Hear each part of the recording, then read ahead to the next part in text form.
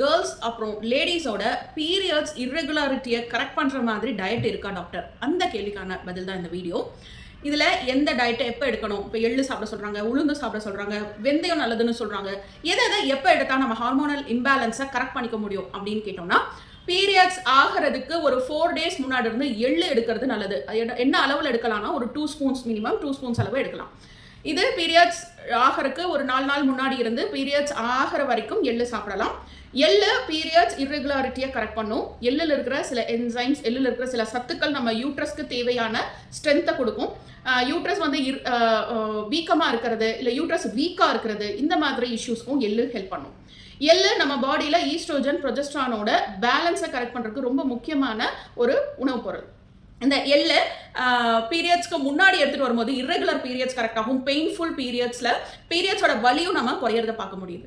அடுத்து பீரியட்ஸ் ஆகி 7 நாளிலிருந்து 14 நாள் வரைக்கும் நம்ம உளுந்து எடுக்கலாம். உளுந்தங்களி, உளுந்தங்கஞ்சி இந்த மாதிரி ஃபார்மில் கொடுத்துட்டு வரலாம். இந்த உளுந்து நம்ம முன்னாடி சொன்ன மாதிரி ஈஸ்ட்ரோஜன் ப்ரொஜெஸ்ட்ரானோட பேலன்ஸ்க்கு ரொம்ப முக்கியம். அதே போல் பெல்விக் போனோட ஸ்ட்ரென்த்துக்கும் உளுந்து ரொம்ப ரொம்ப முக்கியம்.